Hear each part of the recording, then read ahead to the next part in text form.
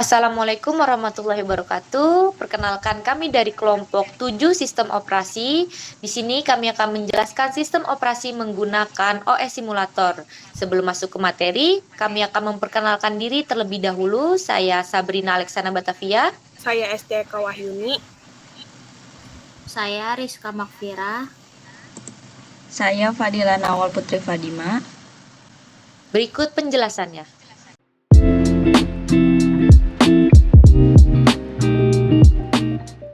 Oke, pertama saya akan menjelaskan proses scheduling atau proses penjadwalan. Jadi kita langsung masuk aja. Nah, di sini ada algoritma yang bisa kalian pilih. Yang pertama ada first come, first serve. Oke, langsung aja. Kita buat namanya P1. Lalu kita bikin prioritasnya jadi 3. Submissionnya kita nolin aja. Warnanya juga bebas. Langsung burst-nya itu kita bikin jadi 5. Lalu kita tambah lagi jadi P2 namanya, terus priority-nya kita bikin 1 aja, submission-nya 0, color-nya kita bisa pilih ya, bebas. Lalu burst-nya kita bikin 3. Oke, dan lalu kita masuk ke P3 ya. Lalu priority-nya kita bikin 4 saja, submission-nya 0, color-nya kita bikin warna ini. Lalu burst-nya 8.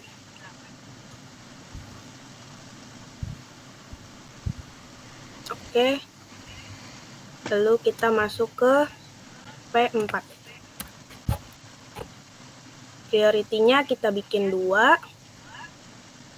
Lalu submission 0. Lalu burst-nya kita bikin 6. Oke, yang terakhir kita bikin P5. Dan priority-nya kita bikin 5. Lalu burst-nya kita bikin 4.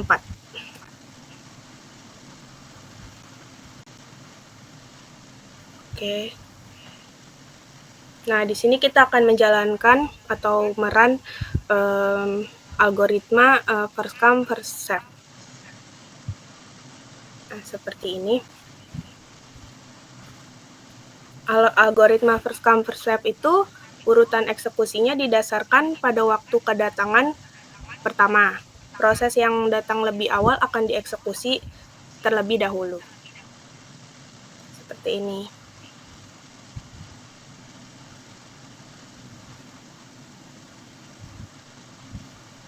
Oke. Sekarang kita lanjut ya. Dan ini hasilnya. Sekarang kita lanjut ke sorters job first. Kita run. Nah, untuk sorters job first ini urutan eksekusinya didasarkan pada waktu eksekusi proses yang paling pendek ya. Tetapi harus mempertimbangkan waktu kedatangannya juga. Seperti ini.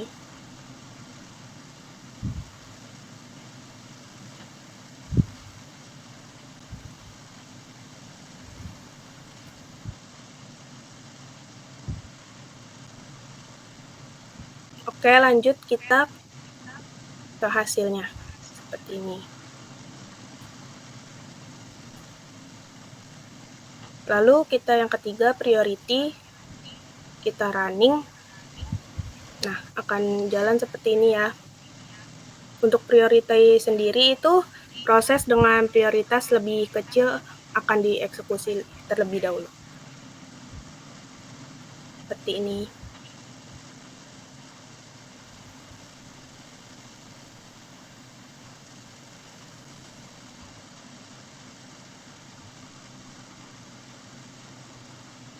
Oke. Dan yang terakhir, ini hasilnya. Dan yang terakhir kita akan mencoba algoritma round robin. Kita running. Untuk algoritma round robin sendiri itu prosesnya mendapat kuantum. Untuk kuantum sendiri itu jumlah waktu maksimum yang diberikan kepada setiap proses dalam satu putaran eksekusi. Seperti ini.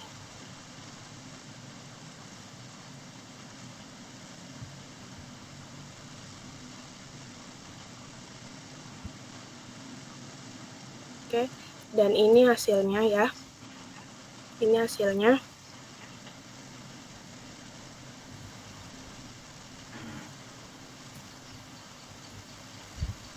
Sebentar, lalu tadi ketinggalan penjelasan tentang priority ini. Priority ini penjadwalan proses merujuk pada nilai yang digunakan untuk menentukan urutan eksekusi suatu proses ya. Kalau submission ini kenapa 0? Karena programnya tuh kalau 0 akan berada pada antrian ya, tidak diisi gitu. Kalau misalnya program submissionnya diisi, maka program akan muncul di proses yang akan datang. Oke, selanjutnya akan dilanjutkan oleh teman saya.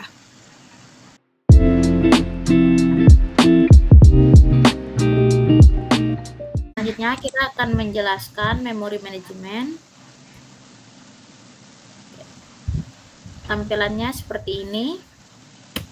Lalu di sini ada general settingnya. Yang pertama ada memory size-nya. Memory size-nya itu minimalnya itu ukurannya ada 64 dan maksimalnya itu ada 256. Kalau kita taruh 256 itu udah nggak bisa ditambah lagi. Jadi kita buat di sini ukurannya 64 saja. Lalu di sini ada OS size. OS size-nya itu ada 3, ada 1, 2, 4. Lalu kita memilih yang 4. Lalu selanjutnya ada memory management. Yang pertama ada fixed size. Fixed size itu adalah salah satu metode manajemen memori dalam sistem operasi di mana memori utama dibagi menjadi beberapa partisi dengan ukuran tetap. Lalu yang kedua ada variable size. Variable size juga adalah metode manajemen memori di mana ukuran partisi memori utama dapat berubah sesuai kebutuhan proses yang sedang berjalan. Selanjutnya ada pagination. Pagination adalah teknik manajemen memori yang digunakan dalam sistem operasi untuk mengelola ruang memori utama dengan lebih efisien dan untuk menghindari masalah fragmentasi eksternal. Selanjutnya ada segmentation. Yang terakhir adalah metode manajemen memori dalam sistem operasi di mana memori utama dibagi menjadi beberapa segmen dengan ukuran variabel sesuai dengan kebutuhan program yang sedang dijalankan. Lalu kita menggunakan yang fixed size. Lalu selanjutnya ada allocation policy. Yang pertama ada first fit. First fit itu adalah untuk memilih partisi pertama kali yang akan digunakan. Yang kedua ada best fit. Best fit ini dia akan memilih partisi yang akan memuat proses yang secara optimal. Yang terakhir ada worst fit. Worst fit adalah memilih partisi yang akan memuat proses dengan pemilihan yang paling buruk. Kita menggunakan yang best fit aja, lalu kita silang. Lalu di sini ada main memory. Main memory yang abu-abu, warna abu-abu ini adalah yang kita setting tadi. Lalu yang warna putih ini adalah memori yang belum digunakan. Kita langsung pencet klik kanan, lalu kita pencet partitioning. Nah, kita mulai dari start address-nya itu 04. Lalu size unitnya itu bebas. Kita pilih 10. Lalu selanjutnya kita pencet versioning lagi. Partisi yang kedua, kita mulai dari start address-nya dari 14. Size-nya kita bebas, pilih 15. Lalu selanjutnya partisi yang ketiga, kita mulai dari 29. partitionnya kita pilih 8 size-nya. Lanjut selanjutnya partisi yang keempat, kita mulai dari 37, size-nya kita pilih 5. Lanjut selanjutnya partisi yang ke-5, start address-nya dimulai dari 42. Size unitnya kita pilih 12. Lalu selanjutnya ini partisi yang ke-6, kita mulai dari 54. Lalu size-nya kita bikin sampai yang terakhir ada 9. Oke, maaf, kelebihan 1 ternyata 10 guys. 10. Mulainya dari 54. Oke. Udah. Guys, ini kita update 54 jadi 10. Oke. Jadi tidak ada memori yang tersisa. Jadi kita membuat 6 partisi, kita langsung aja mulai prosesnya. Yang pertama itu kita gunakan nama P1. Size-nya itu, jadi size di sini, size di proses ini tidak boleh melebihi size partisi yang kita buat sebelumnya. Tadi size partisi yang kita buat itu maksimalnya itu 15, jadi tidak boleh melebihi 15, karena kalau melebihi 15 itu nanti prosesnya tidak akan berjalan. Kita pilih 5 aja, lalu durasinya kita pilih 10. Warnanya bebas ya, mau milih yang mana aja. Selanjutnya kita buat proses P2. Size-nya kita pilih 8. Durasinya kita samain aja 10, lalu kita pencet down. Selanjutnya proses yang P3. Size-nya kita pilih 4, durasinya kita samain aja 10, lalu kita pencet down. Selanjutnya proses yang P4, size-nya kita ubah 10, durasinya kita ubah 10, warnanya kita ganti, kalau bisa jangan sama ya guys.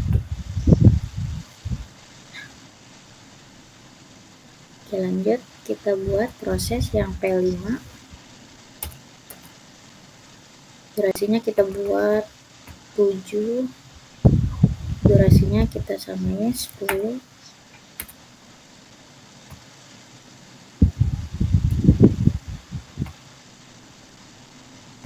Lalu kita buat proses yang terakhir, kita namain P6.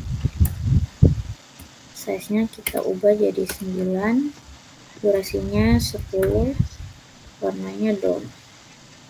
Lalu kita bisa nge-run, play. Nah, hasilnya seperti ini kalau dijalankan.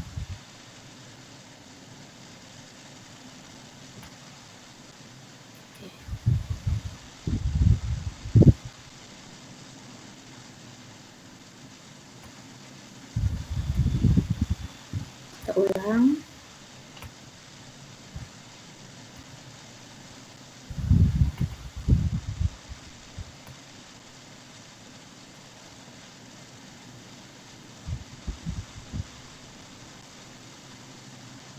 Oke, selanjutnya akan dilanjutkan oleh teman saya.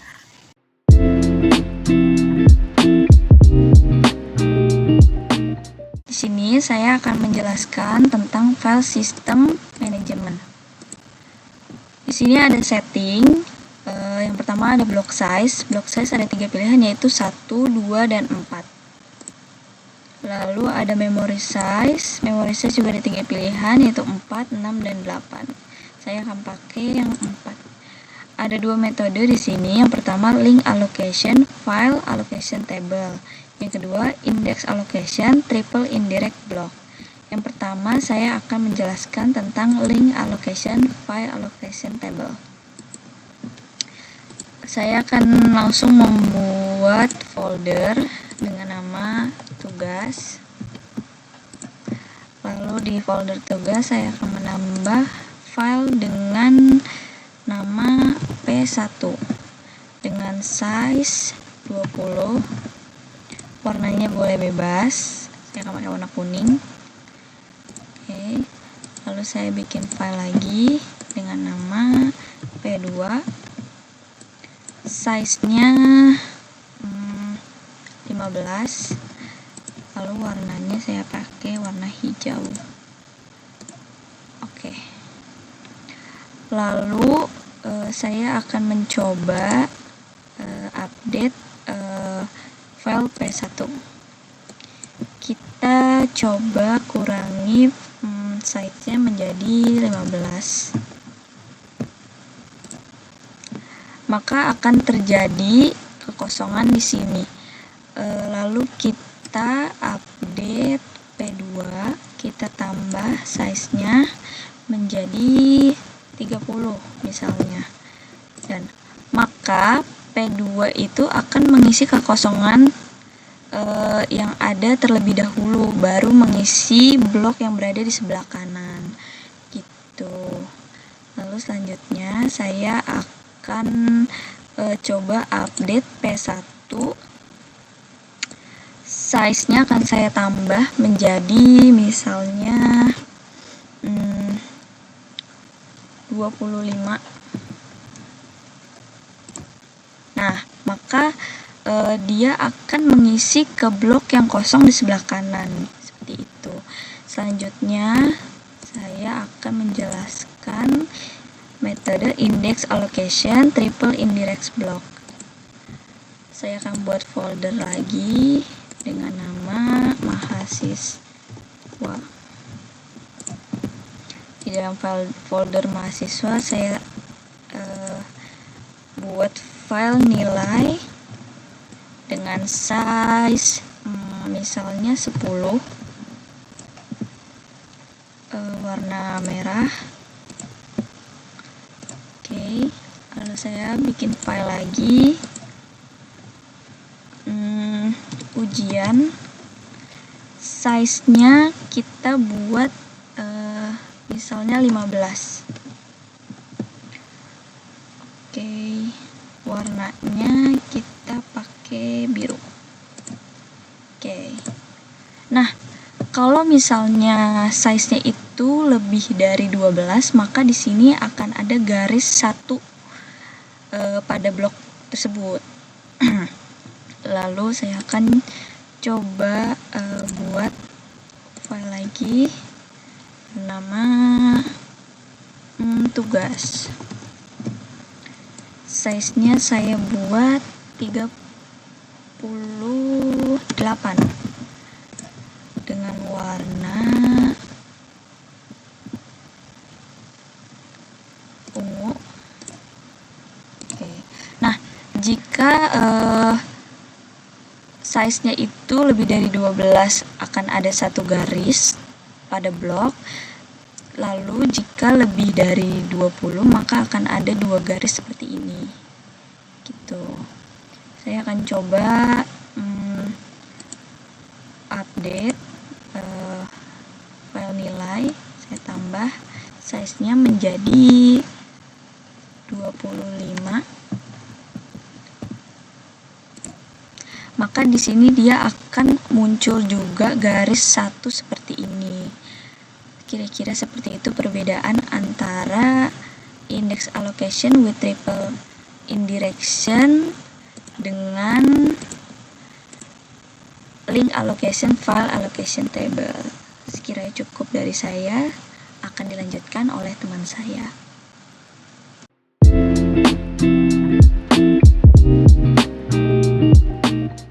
Oke, baik. Di sini saya akan menjelaskan manajemen DIX. Di sini kita disuruh mengatur initial head position kisaran antara 0 sampai 191 yang warna hitam itu adalah head DIX. Dia berada posisi terdalam dari DIX karena kita memiliki 191. Jika 0, maka posisinya berada di tempat terluar, jadi head DIX fungsinya untuk membaca data di platter DIX. Pada DIX Management adalah proses mengelola penyimpanan data di dalam sistem operasi. Kemudian DIX terdiri dari 16 silinder dan masing-masing silinder terdiri dari 12 sektor. Silinder, lingkaran yang berada pada DIX berisi 12 sektor. Kemudian sektor itu nomor struktur di mana permintaan dihasilkan nilainya bisa 1 sampai 192. Nah, di sini saya akan mencoba membuat data pada sektor-sektor. Coba kita buat data pada sektor 5. Kemudian delay-nya kita menggunakan sektor 2. Kemudian di done.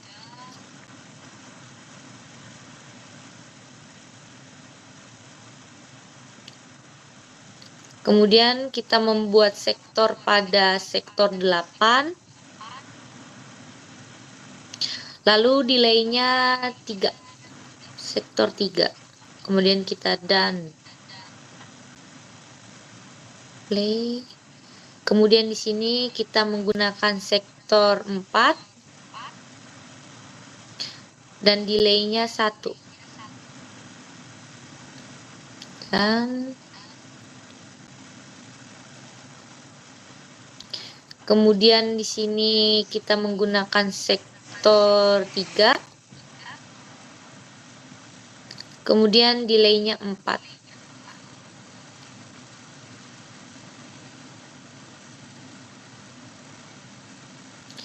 Kemudian di sini kita menggunakan sektor 1. Delay-nya 6. Nah, kalau di sini ada sektor-sektor yang sedang dilayani itu menampilkan nomor sektor ya yang sedang dilayani. Kemudian ada silinder. Silinder itu berfungsi menampilkan nomor silinder atau track tempat sektor berada. Lalu ada delay. Delay itu waktu penundaan yang terjadi saat memproses permintaan. Kemudian ada movement, yaitu jumlah perpindahan kepala baca atau tulis yang dilakukan. Kemudian ada accumulate atau akumulasi waktu atau jarak gerakan kepala baca atau tulis selama simulasi. Play.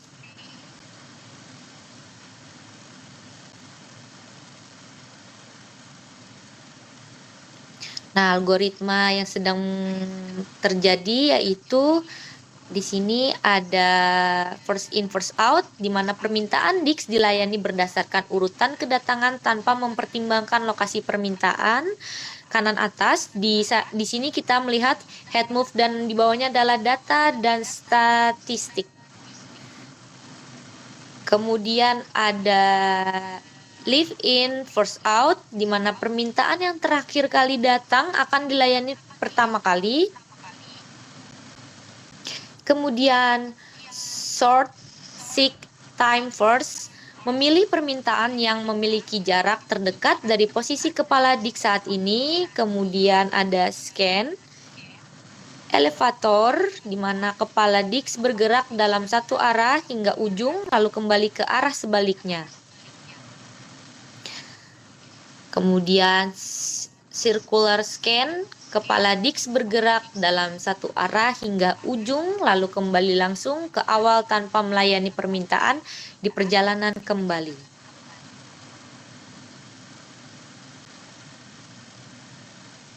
Kemudian di sini ada loop, variasi scan, di mana kepala hanya bergerak sejauh permintaan terakhir dalam arah tersebut sebelum berbalik. Lalu terakhir ada circular look, di mana variasi C-scan di mana kepala Dix hanya bergerak sejauh permintaan terakhir lalu kembali ke awal.